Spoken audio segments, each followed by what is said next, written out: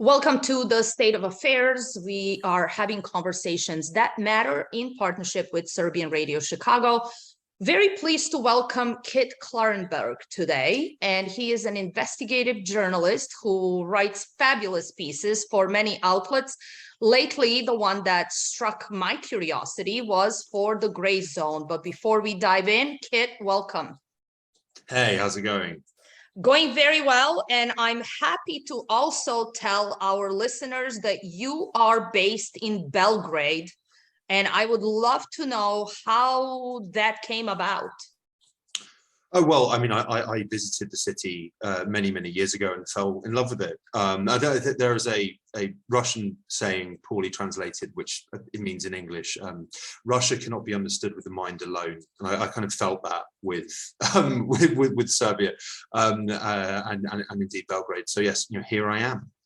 Excellent, excellent. So I followed you for quite some time. You've done some brilliant investigative work, particularly on the things that have gone on in the Balkans since the 1990s. And obviously our listeners are very interested in this piece because things are constantly changing there, and somehow Serbia always happens to be in the midst of it, including what is going on today. Kosovo is, I guess you could say, being inflamed again. We have a renewed crisis there. You wrote a great piece for the Gray Zone, and it says, is British intelligence pushing a new war in Kosovo? Please unpack this for us, because obviously we have all followed what has been happening there. Yeah, sure. So, I mean, as way of a bit of background, I have been keeping a very close eye on a British parliamentarian named Alicia Kearns. She was elected to Parliament in 2019. That was the election that Boris Johnson won in a landslide. She was already on my radar at this time because she was heavily involved in British psychological warfare operations in Syria and other theatres of Western proxy conflict.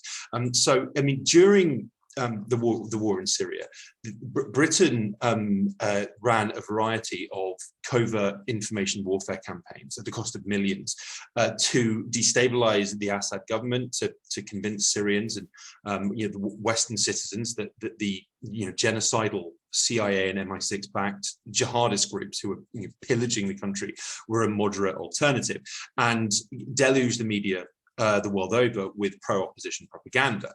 Alicia Kearns was central to this.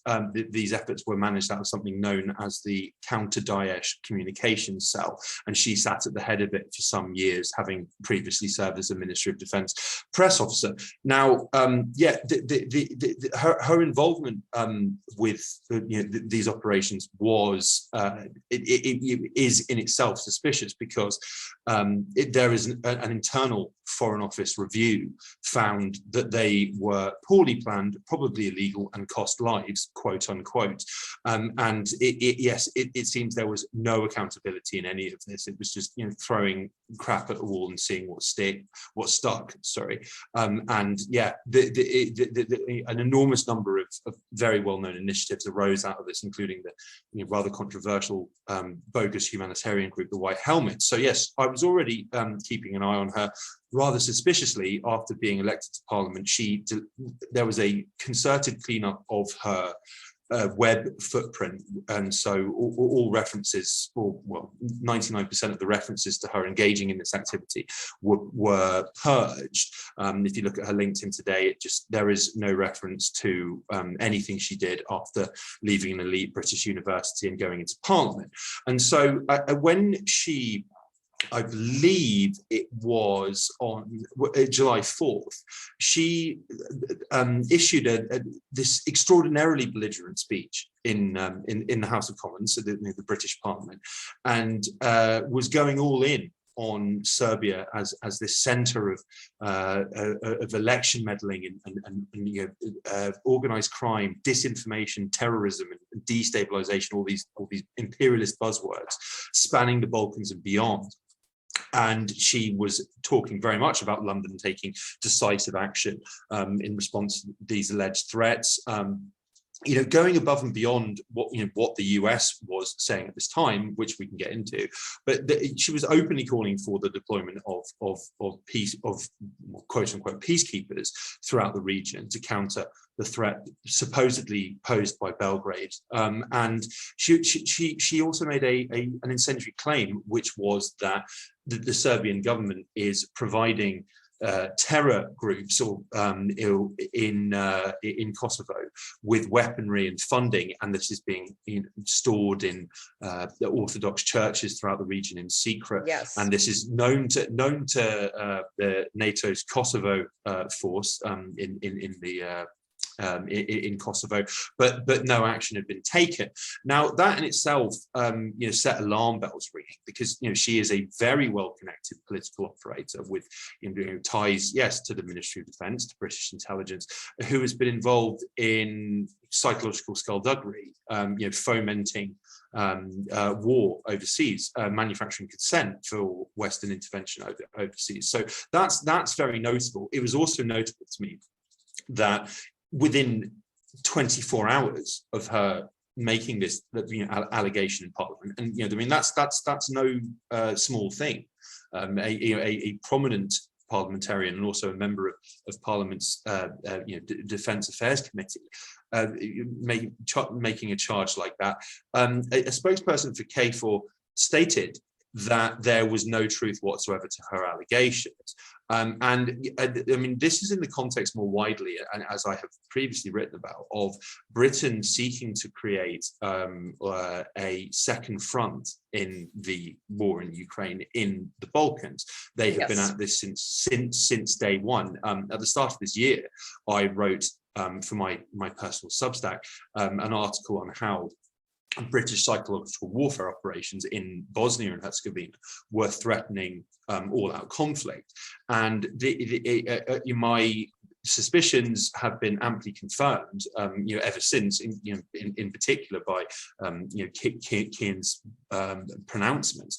And so, I think I'm sure your listeners will be well aware, but it bears repeating that since the end of World War II, Britain has, all British thinking at a government level has been concerned with maintaining the US empire, because it is felt in London that Britain's power and relevance can be maintained through, quote unquote, steering a US government policy. Now, in many cases, the US is a witting dupe. It is happy for Britain to take the lead in bombing Libya and then not being able to finish the job, therefore compelling the US to step in. But in other cases, the US isn't. And based on some communications that I've reported on previously between senior British military and intelligence officials, it's clear that they're very angry that the Biden administration is reluctant to escalate the war in Ukraine, and they are hesitant to deploy boots on the ground and engage in all sorts of provocative actions to turn this into an all-out war rather than kind of rather limited regional conflict. And I think as well, with Kosovo was effectively a pet project of the Clinton administration and Democratic politicians thereafter, living up to this legacy. Recent months have seen a huge shift in US rhetoric and action towards Kosovo, and it also seems that the Kurti government in Pristina was exploiting US focus being directed elsewhere to really push the envelope in terms of the repression they were doling out to Serbs, their refusal to adhere to binding agreements that the administration in Kosovo previously signed up to, such as the 2013 Brussels Agreement. And it seems that they've run out of tightrope, and sanctions, admittedly rather puny ones compared to the almost genocidal restrictions that have been imposed on Iran and Cuba and Venezuela, have been forthcoming. That's very notable, and my thinking here is that Britain sees the US turning its back on Kosovo, and therefore turning its back on empire to an extent. And Britain cannot abide this. So, of course, they have an interest in stirring up conflict. There is an excellent Irish saying, which is that if two neighbours are fighting, one of them spent the previous night with a Brit. You know, and so you have all sorts of skullduggery in Bosnia and Herzegovina, where there are British peacekeepers. Again, that is a very generous phrase. You know, all over Bosnia, due to alleged Russian aggression. There are no Russian troops in Bosnia, and I mean, I was in Sarajevo last summer, and the British contingent there was hated. I mean, I saw there were bars and restaurants that had signs in the window saying "We don't serve soldiers," that were frequently playing Yugoslavia music very loudly. So it was a tremendous sight to see. But so like they've been, you know, stirring up trouble, stirring up tension, in the hope that fighting does break out. I mean, a very interesting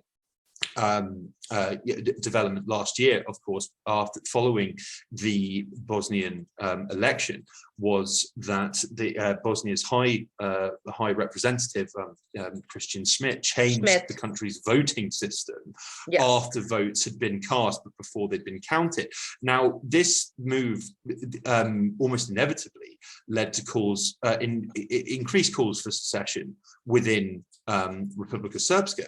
Now, this was an obvious outcome of, you know, such a machination.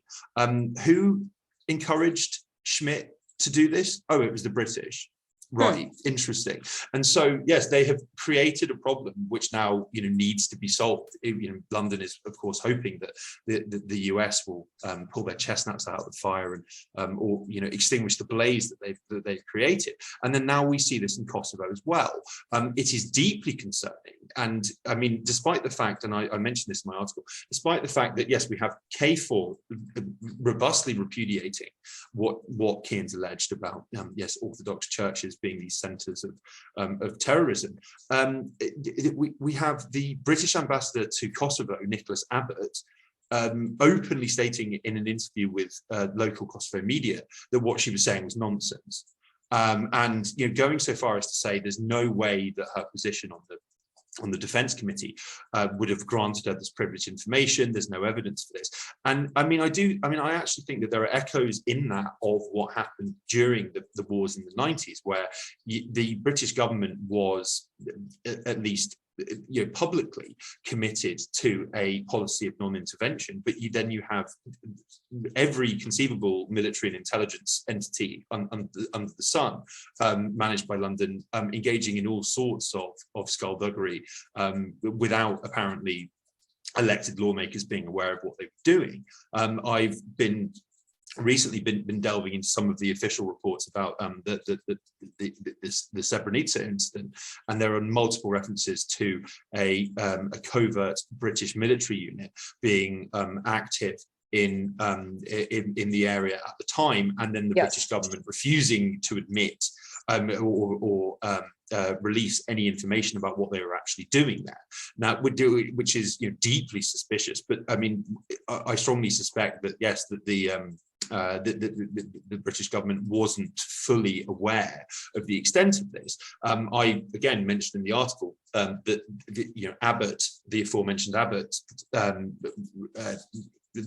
rather aptly observed that a lot of what he'd been seeing in Kosovo reminded him of the situation in Northern Ireland. Now, you know, there throughout the 50 plus years of the Troubles, MI5, MI6, and Special Branch, which is Britain's political police, were waging a covert war against each other, against themselves, to the extent that there were entire IRA and unionist paramilitary groups where everyone was working for at least one, if not more, British spying agency.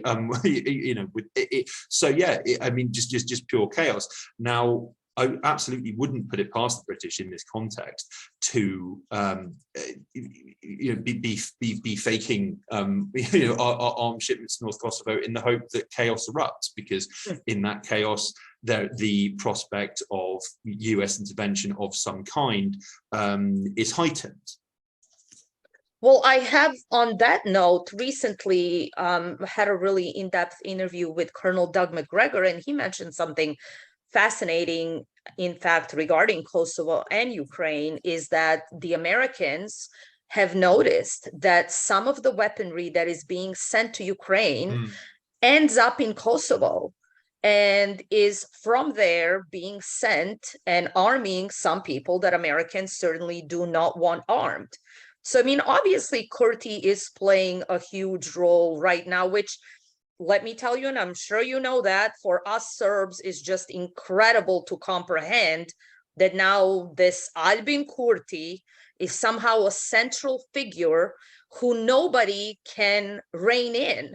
And that is what is incredible in what you are saying, that the Brits certainly are always around the corner, because it seems incredible that the Americans all of a sudden cannot do anything to him. So who is behind him, in fact? Who is giving him this breath of air, I would say, that he is seemingly invincible? No, absolutely, and I think that was another thing that really perked my suspicions. I mean, there are rights groups in Belgrade who have tracked the significant uptick in violence towards Serbs in Kosovo since Kurti's election, and I mean, this has extended to the drive-by shooting of 2 young Serb boys who were carrying a Christmas tree. I mean, and yes, the banning of representatives of the Orthodox Church from visiting Kosovo. I mean, this is a deliberate insult, which quite naturally went down very badly in Kosovo and Serbia. But yeah, all of these provocative acts, and I surmised at the time that someone or something was encouraging in this. And I mean, again, to use the Northern Ireland comparison, the British intelligence conducted a number of operations during that period to up tension, to increase violence. And one of the things that they did was they would go into Catholic areas and attack civilians in the hope that it would heighten that it would raise the prospect of retaliation, and vice versa. They did the same in Catholic areas, and it was all about furthering this strategy of tension.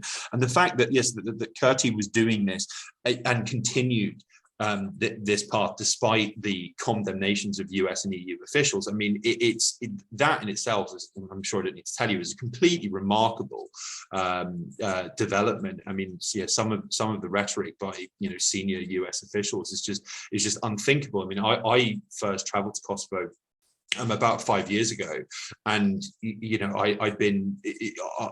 old enough to remember the illegal NATO bombing of Yugoslavia, and the many images on TV of Kosovo Albanians talking about how they were going to call their child Tony Blair or Bill Clinton, and I was not prepared. Yeah, they do, and I was not prepared for the posters everywhere saying "Thank you USA" and all this other stuff that it's kind of witnessing, and the statues and the busts all over. The weird statue of Bill Clinton with enormously large hands. I was not prepared for that level of imperial deference. But I mean, so this is completely unprecedented, and I didn't mention in my piece, but that it is very striking that British response to what's happening is very muted. There is a joint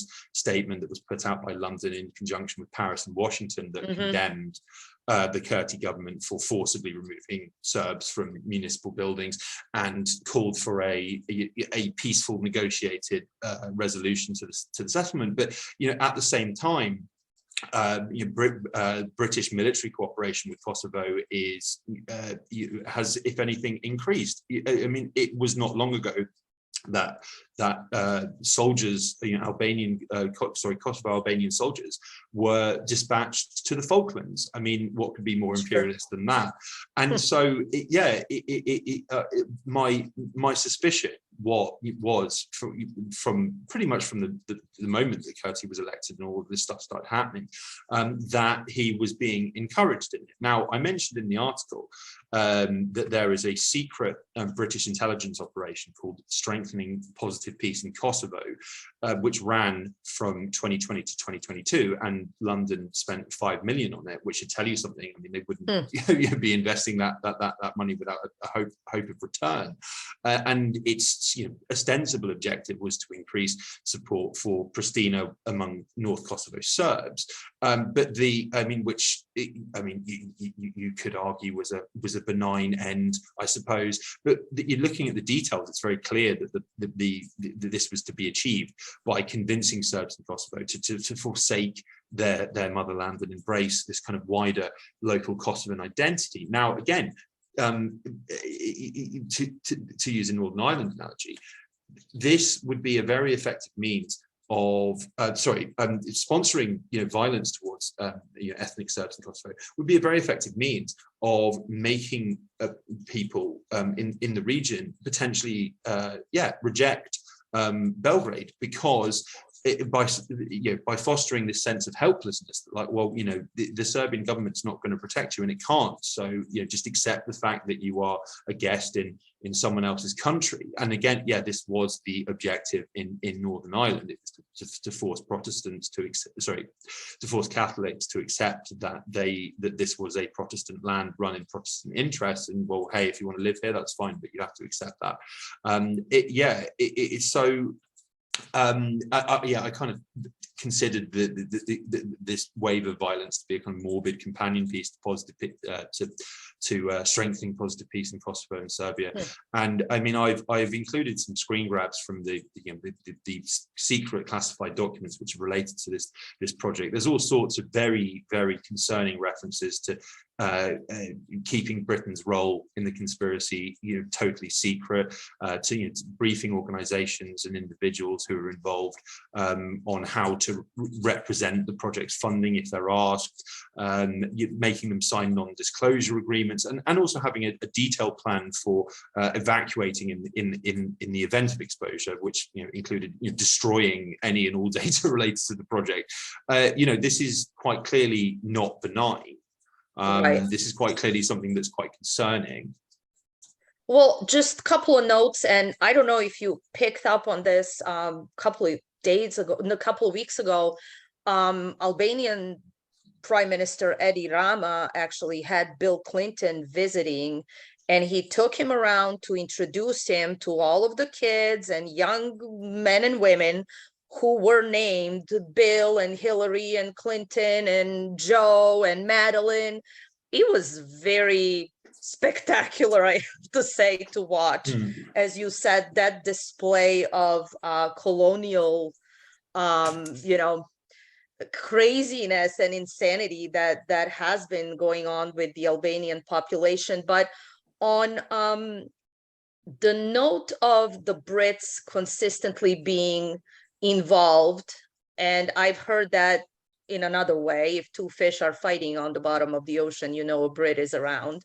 But you've done some great work on, and I've had these articles of yours on my phone saved since like 22 and beyond, on the classified intel that's exposing truths of Bosnian war, and then obviously the Brits and Americans being involved in backing the jihadists throughout Kosovo war, but not only throughout the Kosovo war, through the Bosnian war as well. So putting all of the 1990s in perspective, and understanding that the Americans and the Brits and the Germans essentially never left the region, that their intelligence has been there ever since the 1990s, putting it into perspective of today. Who is the head and who is the neck in terms of this British-American relationship? Because as you said, it seems like the Americans pulled back all of a sudden, and which I find fascinating, that Gabe Escobar and Ambassador Christopher Hill and Tony Blinken, and nobody can rein in Kurti. So who is leading now? And who has led throughout? Are the Americans in charge of the Balkans? Are the Brits? who runs the foreign policy of the globalists, I guess, of NATO? Well, I mean, again, I mean, as I say, yeah, the British have this perpetual sense in all matters that, well, we need the US empire to exist to, continue our fantasy, kind of imperial fantasies of global power. In that context, they are more than willing to serve as a regional policeman. On the US's behalf, even if the US doesn't want them to. So I mean, as I mentioned in my piece on Alicia Kearns, that there is what's very interesting is that in the wake of Brexit, well, I mean, at least the referendum result, the Foreign Office launched a dedicated campaign called Global Britain, which was heavily focused on the Balkans. I mean, this was very wide-ranging. And it was primarily concerned with influencing the composition of local governments and legal and regulatory environments in Britain's favour, as it were. And I mean, there's an interesting parliamentary oversight report on Global Britain, which makes the point that, well, Brexit means that our ability to influence Europe is greatly reduced. Therefore, it's just rather bizarre that we are getting involved in the Balkans, which is obviously, these are all, well, apart with the glorious exception of Serbia, EU. Aspiring, NATO aspirant, and so yeah, I mean, it is bizarre. But then the obvious takeout, if you know what to look for, is the fact that Britain wants to keep the US there. I have some very interesting, which, I mean, you're hearing this for the first time, I've not reported on them yet, some very interesting Ministry of Defense documents from 1998 and the first half of 1999, which are about planning an all-out invasion of Yugoslavia. And they did explicitly to, quote unquote, topple Milosevic. And there are all sorts of references to the need for, well, Britain will lead the way, but ultimately we need the US to get involved, because otherwise we can't do anything. I mean, because so from a perspective of an American, I guess, because we look at foreign policy and who is actually forcing us Americans to be consistently in perpetual warfare, that the way you're framing it, and I agree with you, we seem to be the foot soldiers, in a way, of this imperial dream that the UK or the Britain's, I guess, colonial mentality still dreams about. Am I guess getting that right? Because Americans going through these elections now and the candidates and where we're going to be with Joe Biden and possibly Donald Trump come next election, who is running our military wing, I guess, and why are Americans consistently committed to warfare around the world? I mean, I cannot remember a time when we were not at war since I've been an American, which is about 30 years now, and plus. Yeah, I mean, I do think, as I say, that this is, by and large being driven by London, but a very specific sect, within London. I think that there are some people within the British national security establishment who realise that this is all fantasy. And it is actually putting Britain at considerable risk by doing all this stuff. It is creating hatred for the British where none previously existed or needed to exist. I mean, when you consider that the basis of the Cold War was the fact that Britain was being cut out of discussions between Stalin and Roosevelt at the end of World War II,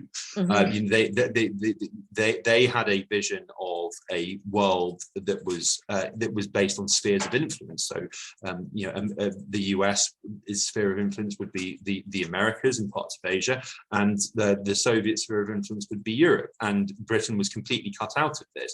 Now, how do you maintain your relevance in that context? Well, you play these two countries off each other. And for several years after World War II, according to opinion polls in the US, American citizens thought quite highly of Stalin and the Red Army, and they Yes. still didn't trust the British. The America's involvement in World War II largely stems from a MI6 operation called British Security Coordination, which its activities went as far as political assassination. But yeah, it is all about pushing the US to effectively maintain a global system which is in Britain's interest. And as I say, yeah, the US is not always a witting dupe in this scenario. Sometimes they are, sometimes they aren't. I think that Ukraine provides a very interesting example of this in practice. So the coup, the Maidan coup in 2014,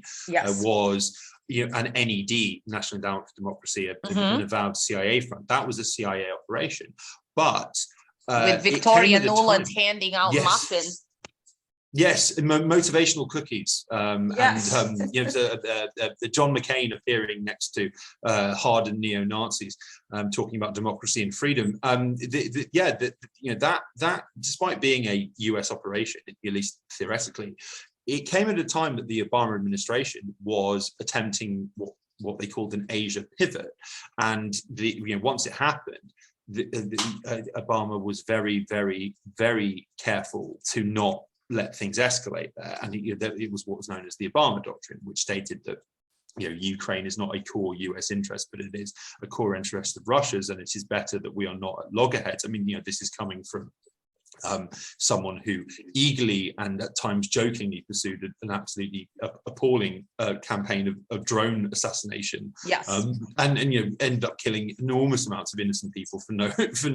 Very trigger happy.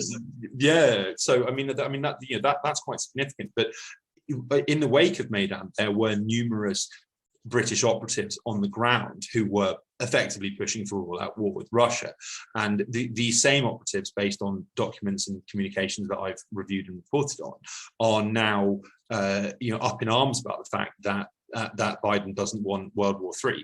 And they talk openly about how US reluctance must be countered at all costs. They must push for this. And I mean, it is frequently said, and quite rightly, that Western strategy in Ukraine is to fight to the last Ukrainian. Actually, I think the British strategy overall is to fight to the last American. And the contempt, the kind of casual contempt for Americans in these same communications and documents is quite clear. There's just this sense that you're this puppy with oversized paws who needs to be guided, perhaps in the manner of how Greeks taught the Romans how to run empires. I mean, it's enormously self-important and arrogant perspective, which endures to this day. I mean, I might add, one of the Russiagate, which was a total fraud, has been thoroughly and repeatedly established by this point. Most of the main operatives involved in pushing this completely ludicrous conspiracy theory that Trump was compromised by the Russians were British, and some of Christopher Steele dossier. Yes, but I mean, beyond Christopher Steele, who I see is now on Twitter and still taken seriously in some quarters. There's an organization, or perhaps was an organization known as Integrity Initiative. This was a Foreign Office funded military and intelligence staff black propaganda operation that was concerned with spreading fake news about Russia, and it had often had devastating real-world effects. They were pushing for what's happening now, a total cut-off of the West from Russia, diplomatic and political, economic isolation, and yes, all-out warfare. In October 2016, one of its chiefs wrote a memo in which he lamented the fact that, well, if Trump gets in, then we will not be able to rely on US help which is a absolute disaster for Britain in intelligence and military terms. Yes. Therefore, if no catastrophe happens to wake the public up, we will have to create some. I mean, that's shades of projects of a new American century, a catalyzing event pre 9/11. And so, yes, this organization then set about doing that. They through information warfare, they created all of these catastrophes that framed, the Brexit referendum result, or even the election of Trump, as direct Russian attacks on the West. And this led to a large number of people, on a societal and political level, throughout the Western world, agitating for all-out war against Russia. And because they're attacking our virgin democracies, rather than these being domestic political events, which result from very clear domestic factors. This is where it has led us. And now the same people are openly pushing for greater escalation. And they think that the 150 billion, is it, in weapon shipments is insufficient. That this is signs of cowardice and a reticence to get involved. I mean, I don't actually disagree that the Biden administration is reticent to get involved, not least because they understand it would be a complete disaster. Despite all of the media stories of Russian embarrassment on the battlefield, they've burned through 3 different armies at this point, in terms of the equipment and the personnel lost. Right. All-out warfare between NATO and Russia would be a very, very, very bad thing for the entire world. Absolutely. And as insane and delusional as policymakers in the US can be. I mean, we're talking about people who advocate decoupling from China, only to be told that this was impossible. They really thought that it was viable. But after, let me 30 years. Sorry. Let me ask you this. So and I am pretty sure that Vladimir Putin understands this, and in particular, the way the Brits have always seen Russia, and then that axis, I guess, Berlin, Moscow, and beyond, and even including in that somehow a good relationship with the United States as naval powers versus the continental powers. That is a huge threat to Great Britain. Hence, they've always worked on creating chaos and stopping those types of relationships and alliances from happening. But from what I can understand, Vladimir Putin knows this very well. Don't the powers that be in Britain understand that they would be the first target of this, God forbid, nuclear disaster that we are heading towards? I mean, it genuinely disturbs me. Like when I read all of these excerpts from internal British government communications, where they are, openly talking about the need to provoke the bear as much as possible. And it's just like, I mean, do you not think that this leads to nuclear war? And I mean, we're seeing this play out in real time in Ukraine as well, where every time we have been told that, this is the full extent of Russia's military capabilities. They can't do anything more. They can't escalate. They're out of bullets. So it's they're running out of missiles. They've got 1 month left. I mean, a sick joke if you are the mother of a young Ukrainian conscript, yes, caught in the hail of Russian artillery. But they genuinely don't. They genuinely think that all we need to do is just provoke and bare our chests as much as possible, and Russia will back down. There's no sign of it. So again, a British military and intelligence network operating in theory privately, but with the at least tacit approval and funding of the British government, was involved in planning the bombing of Kerch Bridge. The spies and the soldiers involved wanted something much more spectacular and bloody than what actually happened, and were openly talking about they hatched a plot to pilot a ship full of ammonium nitrate under Kerch Bridge and then detonate it during rush hour. and they approvingly cited the death and destruction caused by the Beirut blast in 2020, which killed hundreds of people, injured thousands, as a model to follow.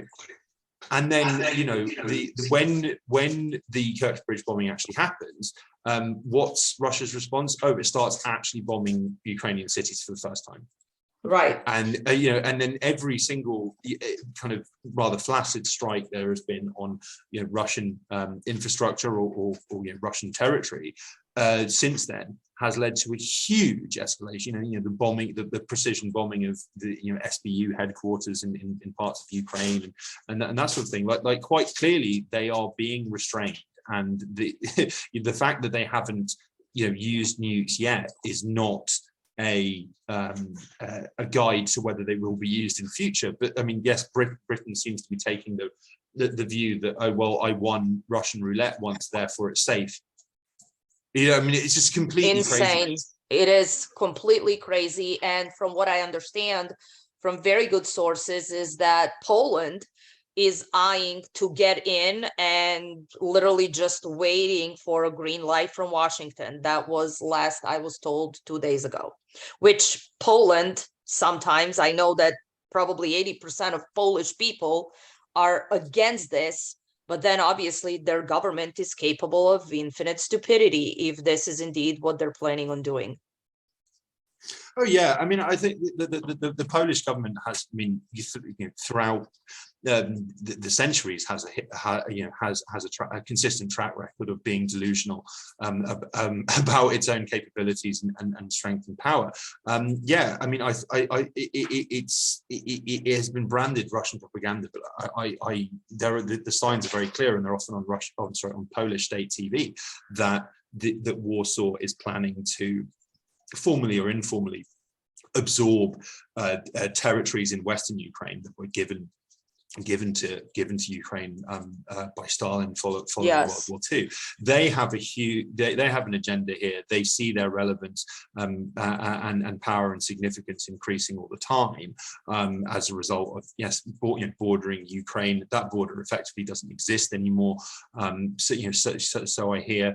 And there are US foreign policy thinkers who have openly mooted a Polish-Ukrainian union in order to get Ukraine into NATO and the EU via the back door. But yeah, I mean, it's just, in that region, the US can rely upon, and so can the UK, a number of states who are desperate to impress, like Estonia and Latvia and Lithuania, but also Poland, kind of rapidly anti-Russian. But I mean, the other day I saw that Estonia was vying to send a grand total of 5 peacekeepers to Niger in order to reverse I mean, it's just like, it's like Scrappy Doo, except all 5 of them, huh? Yeah, all 5 of them, and it's just I think that yes, because of the relevance of the kind of enhanced relevance of these countries by token of their geography, and the US depending on them and exploiting them to house its weaponry and soldiers and its kind of battle HQ, they genuinely think that they are much bigger and more powerful than they are. They are. Again, yeah, the propaganda about Russian embarrassment and ineptitude probably helps in that. I mean, any serious analysis of Ukraine at any time before or even during the war has been that this is completely unwinnable, and it's going to result in a large number of Ukrainians being killed one way or another. But yeah, people have genuinely, particularly these NAFO idiots, I found their conference in Vilnius much amusing, are genuinely convinced they can pull off this stunning underdog victory in the manner of the kind of Star Wars or something, very bizarre. The characters that are appearing in this whole NAFO fellas, very bizarre. thing. Yeah, to I me. mean, it's every kind of dubious regime change psychopath who's been at the forefront of information operations in every proxy conflict, and particularly Syria, is now a rabid Ukraine supporter. I mean, Sarah Ashton Cirillo, a trans political operative from the US, who has become the Ukrainian Armed Forces chief spokesperson. Wow. This is someone who has boasted about people with whom they are in close proximity slaughtering Russian civilians and stuff, and has openly stated that they became very anti-Russian by visiting museums in the Baltics, which of course rather tend to diminish or simply deny the roles of these countries in the Holocaust, and then claim that being part of the Soviet Union was as bad as the final solution, which is just horrific. And so I mean it does seem to have attracted all comers. I think that the day is potentially nearing where we will see, perhaps in the blink of an eye, thousands and thousands of people remove those Ukrainian flags from their Twitter, or is it X now, bios, because I strongly suspect that the Ukrainian government is going to be precipitously and brutally thrown under a bus. They have a lot to work with, corruption, brutality, complete destruction of workers' rights and free media in Ukraine as much as they existed before the conflict, and religious rights. The absolutely egregious attacks on the Orthodox Church, which the overwhelming majority of Ukrainians consider themselves part of. I mean, there are shades of the Ustasha creating the Serbian Orthodox Church during World War which II is why this is painful for all of us to watch, especially being an Orthodox Christian Slavic person. In many, let's say, Serbians' minds, is that the brothers are essentially killing each other. And the Americans and Brits have always wanted this. And as you said, till the last Ukrainian, but I'm afraid you're also right. It may become till the last American. And that is what we fear over here. Oh yeah, I mean it's funny. I mean I've had several friends in Serbia make the exact same point, that like, well, irrespective of the way this conflict goes, they've created a rupture between two Slavic Orthodox nations, and that's the key thing. And it's very interesting watching puppet governments like Maya Sandu's in Moldova talk about how Moldova's now a non-Orthodox Christian nation, therefore we're going to have Christmas on the 25th, and it seems to be a particular litmus test. Is that you have to reject reject this church, and then aid and support and glowing statements from awful people like Samantha Power will be forthcoming. Just renounce your orthodoxy. I mean, and in light of what is happening in terms of the social engineering, that's precisely the last pillar that the Slavic people have. It's the Orthodox Church, and it's being partitioned because the Orthodox Church, unlike other Christian denominations, has not fallen yet, or not fallen yet completely, to this woke ideology. And it seems it is the last thing standing to be destroyed, so that the globalists can take free reign, I guess.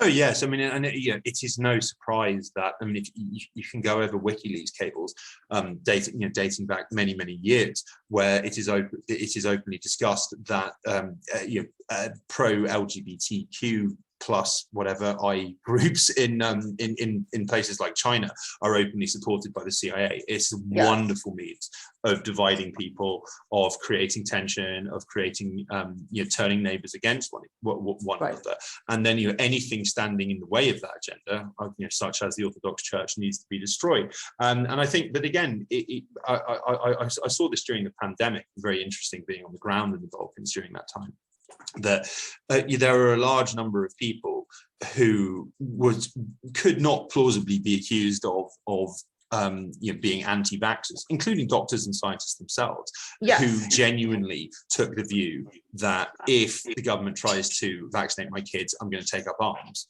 And I think that that people underestimate. I mean, that how determined people are in the Balkans, and absolutely, and the self-preservation tendency that people have here, and as such, it is of course necessary to malign and smear them as backwards barbarians, etc. But I mean, I encounter more humanity and more intelligence and more soul, for want of a better word, in the average person on the street here than I ever did living in London for 30 years. And I mean, yes, if Britain and the US or the US thinks that that Serbia is going to be a pushover now, they are sorely mistaken. I mean, I've seen a lot of it recently on the ground, where the tragic shooting at a school was heavily exploited by malign foreign actors as kind of proof of that. Is precisely what I wanted to ask you. Go on.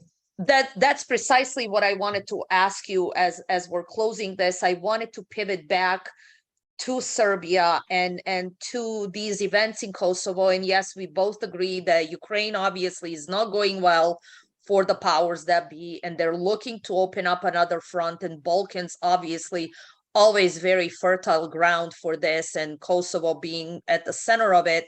But you mentioned the shooting that took place in Belgrade, which is so shocking for all of us. I grew up there. I know the area really well. Some of my friends' children go to that school.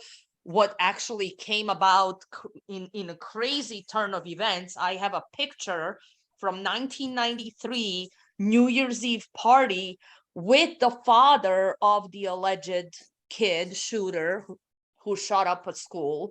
So apparently we've been friends then and went to some parties together. All of this is being exploited, and without both you and I meddling into internal affairs of Serbia, but I do have it from very good sources that regime change is again being targeted towards the Serbian political establishment, whatever we think of it or not. That some sort of destabilization, and whether it's Kosovo, whether it's this shooting, something is going to take place and be that last pillar that is going to actually take out the Serbian government. Do you sense any of that being there on the ground? Well, I mean, it does seem to have died down now, thankfully. But I mean, it was a remarkable sight to see the opposition and many Western-funded NGOs, of course, exploit this tragedy. I mean, it was amazing to me reading reports, including in ostensibly progressive publications like Jacobin, allegedly anti-establishment, where they were talking about this grotesque one-off tragedy in terms of the wars in the 90s. I mean, it was just, the cynicism was absolutely insane. And yes, the opposition seized on this for all it was worth. There were all sorts of crazy proposals, such as banning reality TV and everything. And I remember that warning, but I will remember that morning when it occurred for the rest of my life. And I've never seen such a sense of despondency in a city, across an entire city before. And I mean, I saw grown men in tears over what happened. I mean, this is the allegedly super violent and aggressive Serb culture, right? Like, and it's just seeing this exploited firsthand by the most cynical people imaginable for the most cynical ends imaginable, and in never-ending opposition protests, marches in the street, really driving the point home that everyone has to be hugely upset by this, and it is a reflection of modern Serbian culture somehow. It's quite remarkable. And yes, it does seem that there are at any time the slightest bit of internal strife or tension will be exploited for the purposes of getting rid of the government. I mean, it does seem that the US is increasingly accommodating Vucic and seeking more constructive relations with him. It could be the case, and this is at least my hope, if only so there's no more meddling and no more deaths as a result, that there is a pivot towards Belgrade, because of course, by token of being the biggest and most developed country in the region, it is a very obvious ally. Right. It's very and I mean, it's been a it's willing to do historical business, ally. Yes, yeah, indeed. And it's, I mean, on the subject of history, it strikes me that the 90s, as I mentioned, of Kosovo being a pet project and intervention to destroy Yugoslavia, that's an aberration. And actually, we are kind of headed back towards a Cold War mindset, where Serbia is not east or west leaning; it's rather ambiguous, and it's that is an asset for Serbs and indeed the Serbian government. I mean, Serbia has the potential, to be a regional power, but in the best way. I mean, during the pandemic, it was a center for vaccination, which of course the US was unhappy about, because they viewed it in kind of malign power terms. But I mean, as far as I can tell, based on pronouncements by government officials, and also what people I know hear of every extraction saying, they just want to get along. And then of course, in that context, it is all the more important to stir up trouble and stoke historical rivalry and all this other stuff, because countries getting along, particularly in the context of, say, something like the Open Balkans Initiative, where suddenly it will be a regional bloc with major collective bargaining power and millions and a collective population of millions. I mean, does that remind you of anything? But exactly. that is something that the Western powers want to avoid, because they don't want people in the Balkans to know how powerful they actually are. Fascinating conversation. As I said, you do some excellent work and pulling out information that most people cannot get a hold of. So we are going to make sure that we link the gray zone and everything else that you do. And I have to say, Max over there, amazing job, you guys. And you and I will be in touch and discuss further, because a lot going on, and I feel we're at a precipice and something major is going to take place. Indeed. No, God bless you, Olga. Thanks for having me on. Thank you so much. Take care, my friend. Same. Bye-bye.